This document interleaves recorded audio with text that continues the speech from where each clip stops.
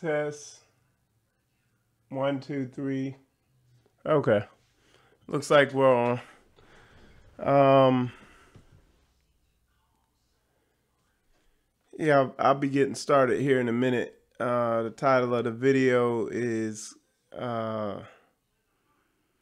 Staying Masculine in a Feminized Society, Hurdles to Righteous Masculinity.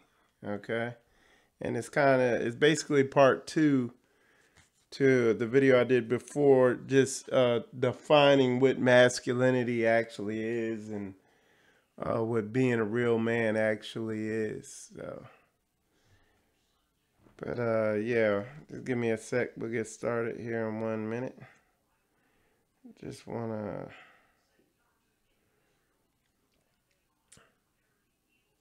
see what is going on here. Okay.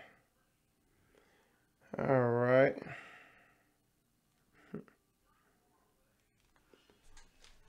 So,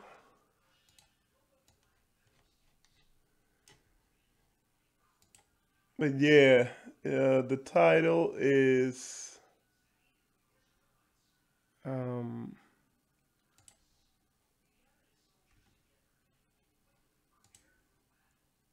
all right. Staying masculine in a feminized society. Okay, and the connection is my connection's kind of choppy. So you just have to bear with me on it. It's all good though, cause I'm recording it anyway, so we'll be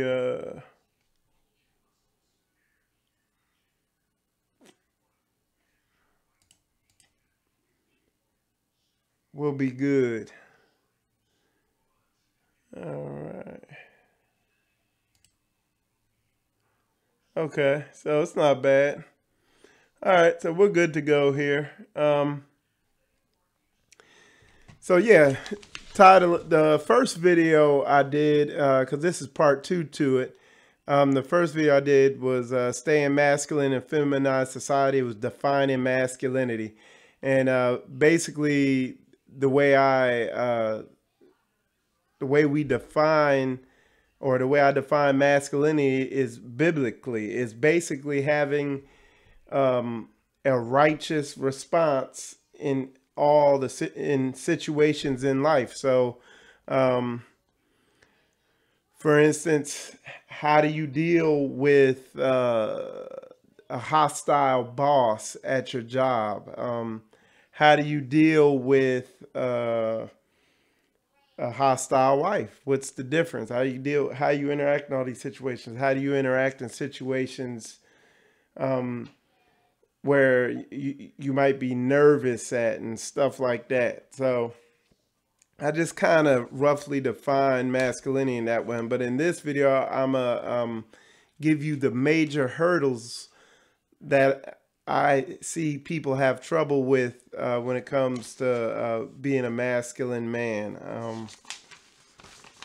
I got my notes here, so I'm going to stay on point. So I would say one of the most common threads I see about feminized men is they'll always be at odds with real men.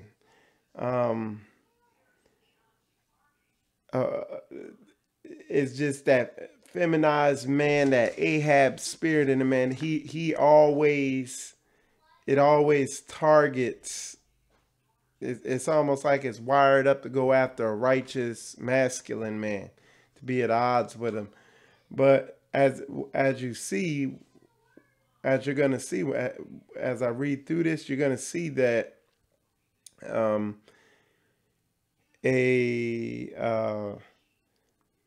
real man, he's not gonna entertain that. He's not gonna give that energy, and I'm gonna show you why. Because and what I wrote here, real men, men who humble down and admit they are flawed, versus men who patch their flaws with head knowledge. Okay. That's one of the big differences. A real man, he's straight up. He's honest with himself. He's honest about his issues. And because he's honest with his issues, he's able to see his issues. A feminized man just kind of lies to himself about his issues, kind of overlooks his issues, and comes up with all these workarounds and angles around his issues. And he's not being honest with himself. He's not really practicing self-observation. So, and that ends up manifesting in his personality. He doesn't deal straight with people. He's not like a straight up person when he's dealing with people.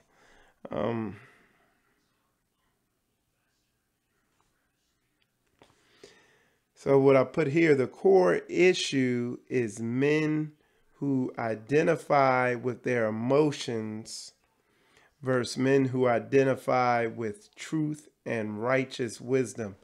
So, and like I said, the reason I have such a deep understanding of this is because this was me. I mean, for a good chunk of my life, I identified with how I felt, and I was led by my emotions. And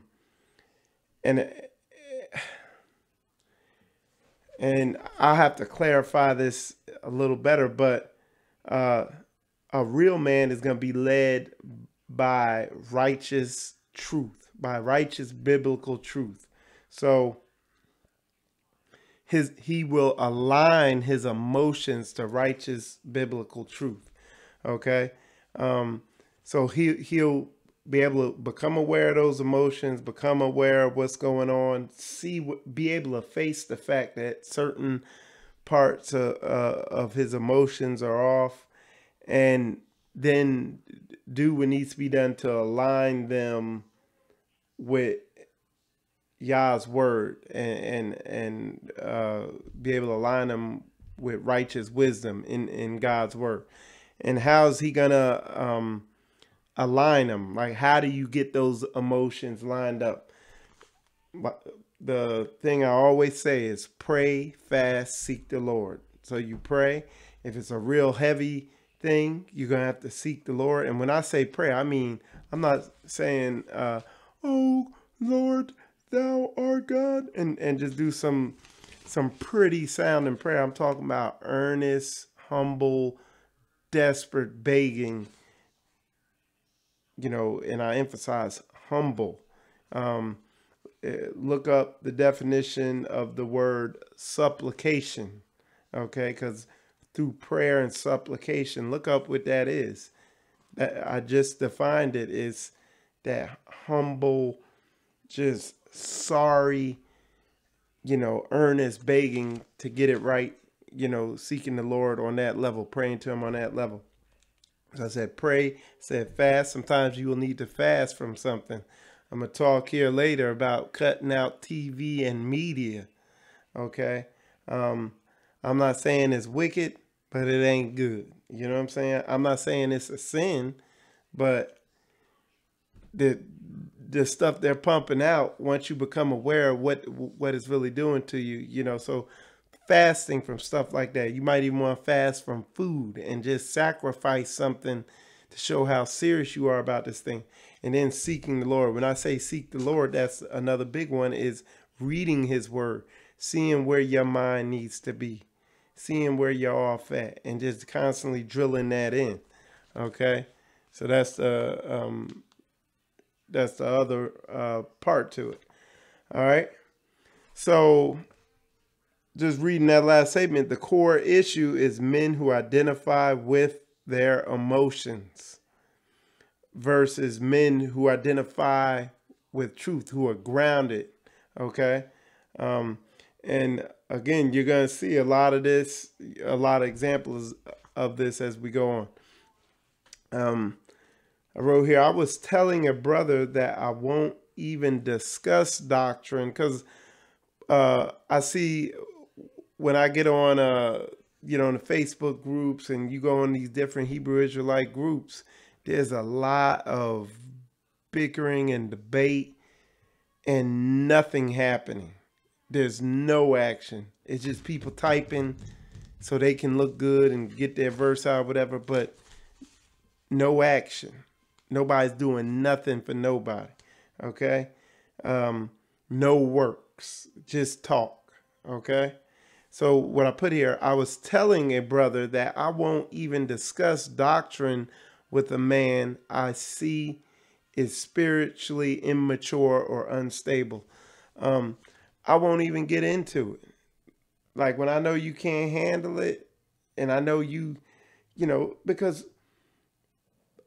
don't get it twisted, people got understanding, but to try to get in and reach common ground with somebody who doesn't have their spirit, because you got to be in spirit and in truth. And when you look online, you see a lot of girly men, a lot of men who in the truth area, they're grown up, but spiritually in a lot of areas, they're immature. Okay, they're not masculine. They're feminized. Okay, so you see a lot of that online. They're unstable. And I don't entertain that, because it's just going to end up, it's just going to be ugly, And I'd rather reach out, talk to a brother, get to know him on the phone, everything like that. And then way down the road, we get into doctrine. After we see, hey, what could we do for each other as a nation? How could I help you out? This, that, and the other. But the emotional feminized man just goes right in with his emotions, and he's bickering back and forth with folks online, all that stuff like that.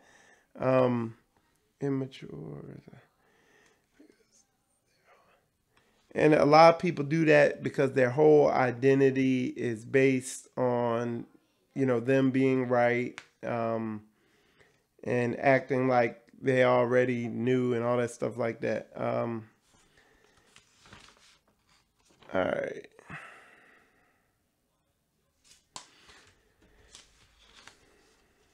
Being righteous.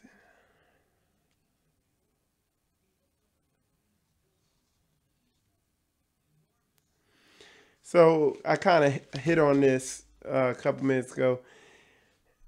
I wrote, there are men who they have their spirit right, but they don't have all the laws down. And then there's vice versa. There are men who have all the laws and the knowledge, but they don't have their spirit right. And if you get two men who have a lot of biblical law, knowledge, they got all that down, but their spirits aren't right, it's gonna just be fireworks. It's gonna be a bunch of debate and arguing, stuff like that. If you got two men who got their spirits right, but their doctrine is all off, they're gonna work it out. It's gonna work, But the thing is, you gotta be in spirit and in truth. So I try to balance what I'm studying and what I'm learning and all that stuff like that. I try to balance that out, because, you don't want to get lopsided and say you must know him in spirit and in truth. It's a balance. You got to do that spiritual work. And I notice in the Hebrew Israelite community, there's a huge, there's a ton of knowledge being taught out there, but I formed this channel, Spiritual Combat, because you don't really come across too many people doing the spiritual mental work, getting their mind right. You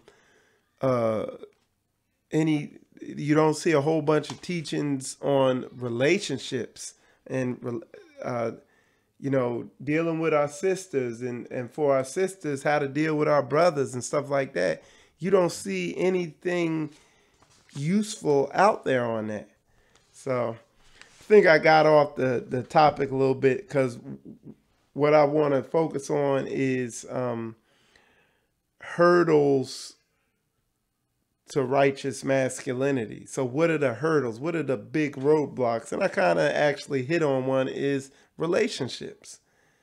That's one of the big hurdles to a man becoming masculine, because this society seeks to keep you feminized. And how do they do that? Relationships is one of the big ones. And how's this done through relationships? Well, a lot of times a woman is getting programming from all these shows that are on TV, from the movies. If you look at it, I don't watch a whole bunch of the TV shows. Matter of fact, I don't watch any TV. We don't have cable in here. But a guy at my job was telling me how he's just so fed up with television. He said every TV show, if it's not gay, it has a strong female lead and a silly, guy behind her, And what he's saying is, like, all the shows are like that now on TV, So, that's sad, but that's programming. And everybody's watching that and taking that in. I did go to the movies, and I noticed all the movies like Star Wars. You got, like, the last one that came out, you had the two men who were supposed to be the lead, and they go on this harebrained chase onto the starship, and they're running around doing all this stuff.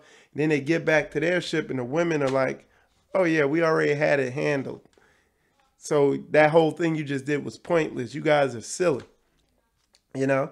So it's this whole manipulation of that. And that media programming is strong. It feminizes a lot of men, and it creates a reality of, this is who I am, So that's one of the huge roadblocks. I wrote here, society wants you to love women like God. They want you to be suicidal over them. Heck, they even came out with a song, You Make Me Suicidal, okay?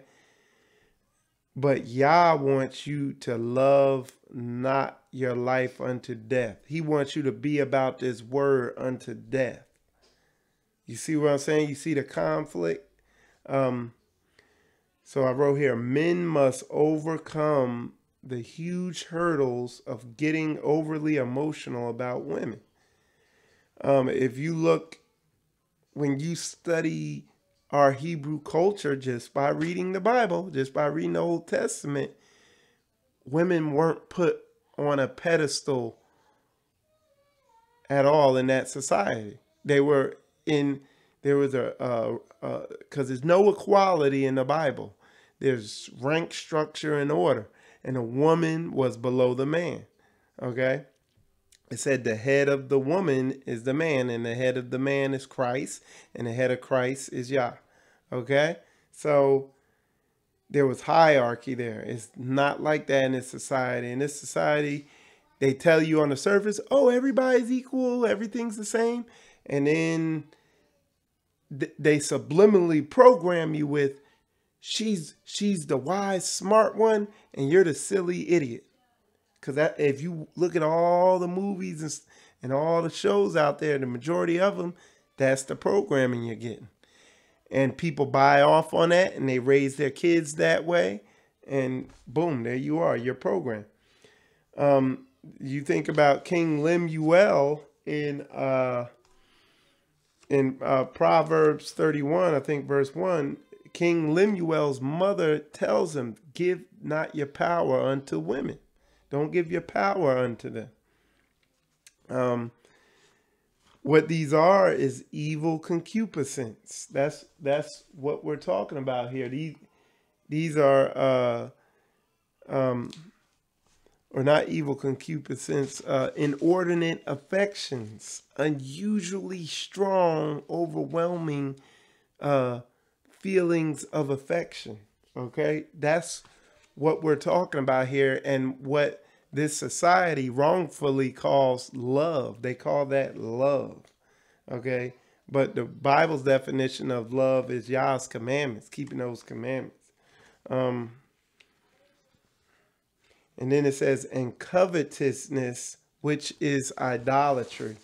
And the verse I'm quoting, because I got my unorganized notes, but the verse I am quoting, I wrote it down here somewhere. The verse I am quoting is, I think it's Colossians. I'm not sure. I have to pull it up. It's on one of my notes here. But anyway, it just describes things that never get taught, because you're encouraged to be emotional in this society. And that's a huge roadblock once you get into your emotions, and you see a lot of bad stuff come out of that.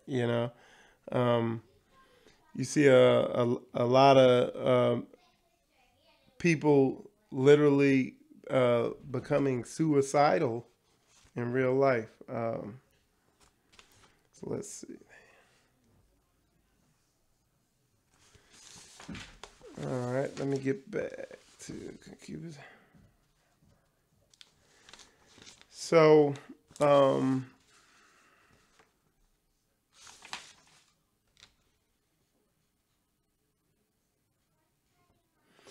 what I put here is and this kind of ties into the last video I did. I put here, there's a time for each emotion or behavior.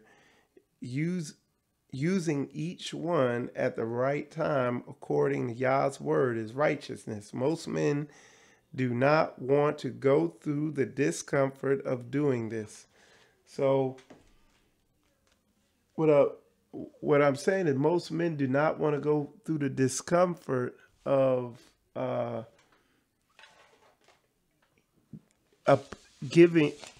having the correct emotional response in every situation. Okay, you get a lot of men who are so-called shy. You get a lot of men who are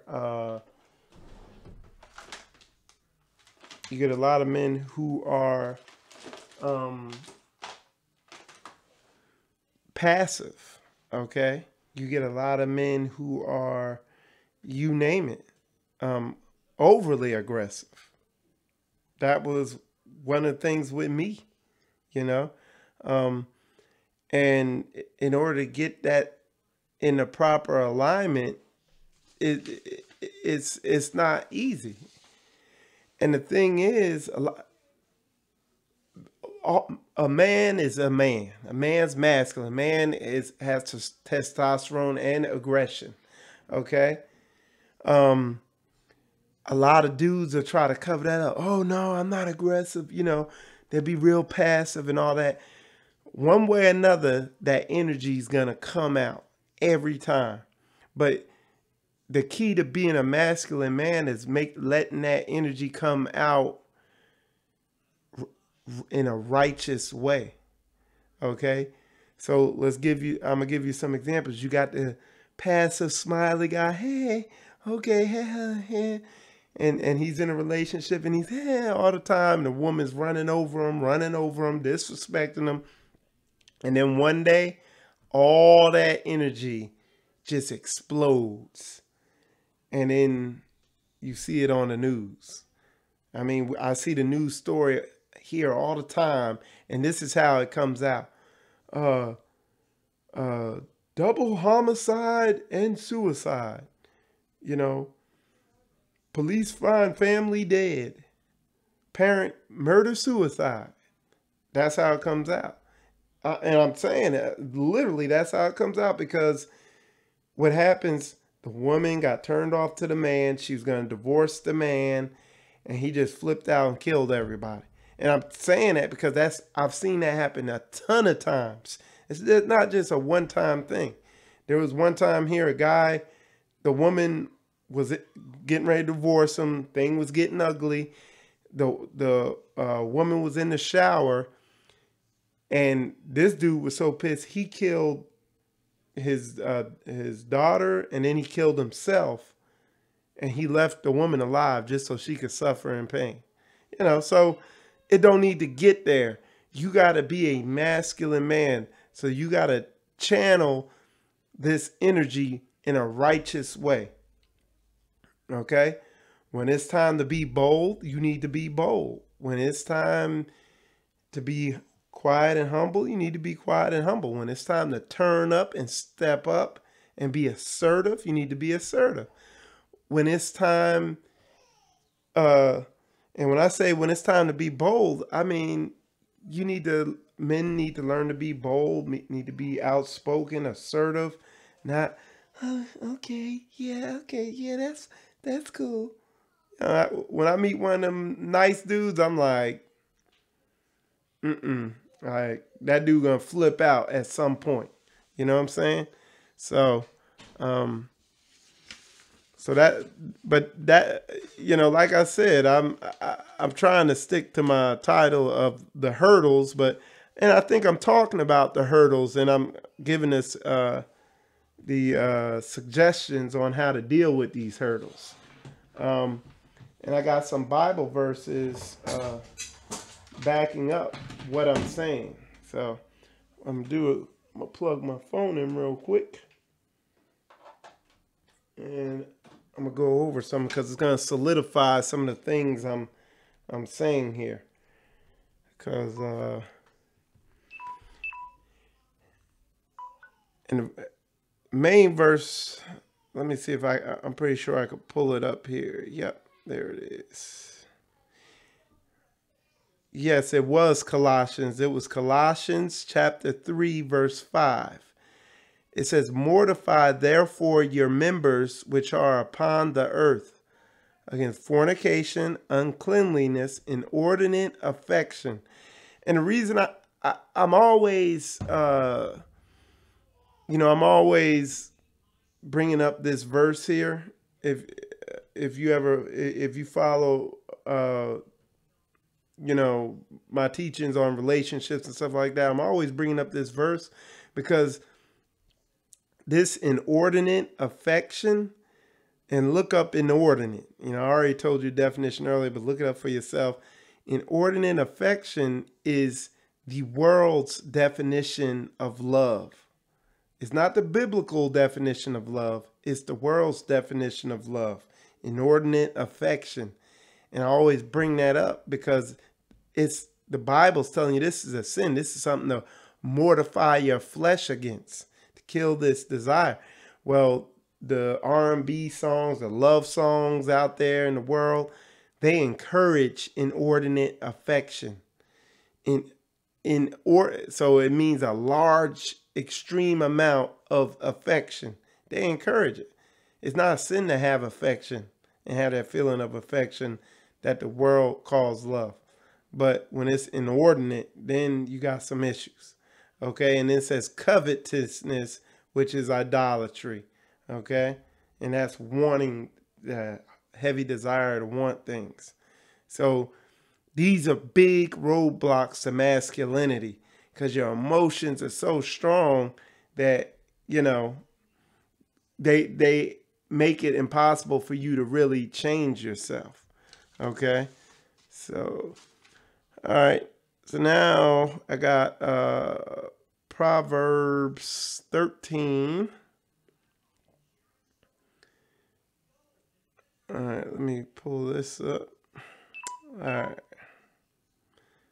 So we're going to go to Proverbs 13:10.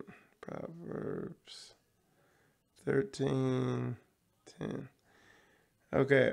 Only by pride cometh contention, but with the well advised is wisdom.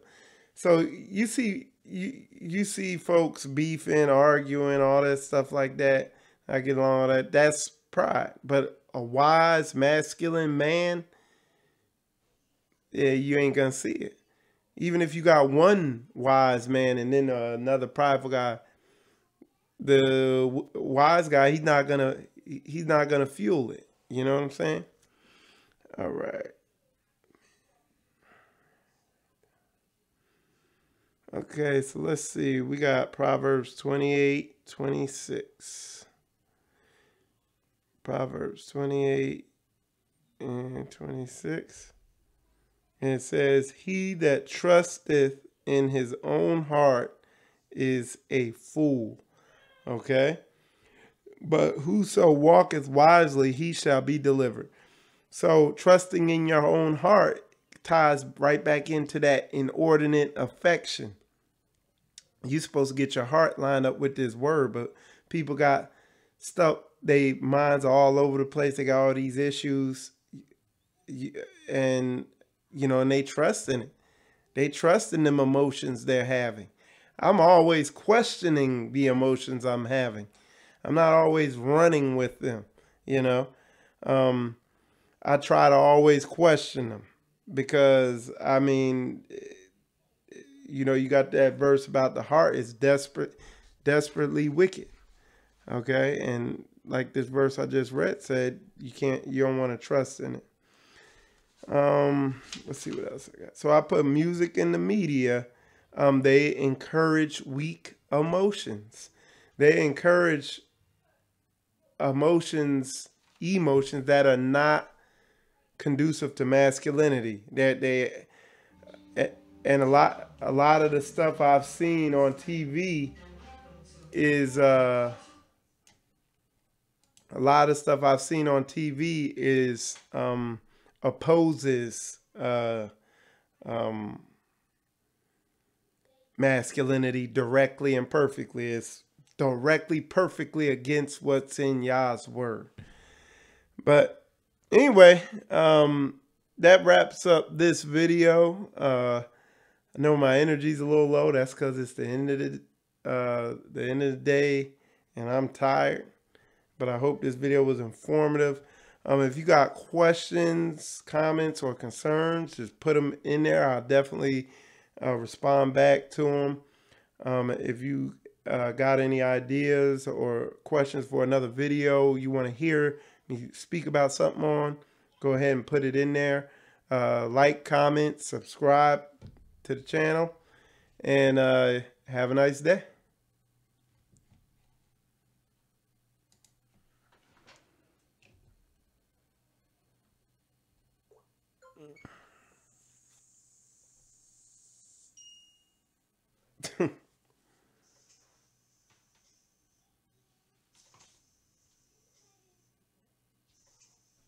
Test.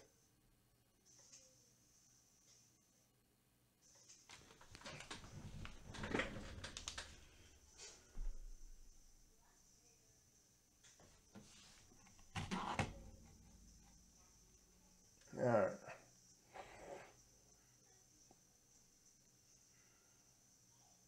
Now, how do I stop this stream? Test. 1, 2, 3. Okay. Looks like we're on.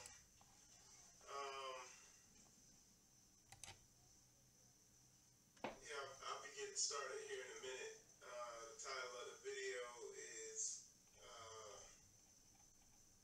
"Staying Masculine in a Feminized Society: Hurdles to Righteous Masculinity."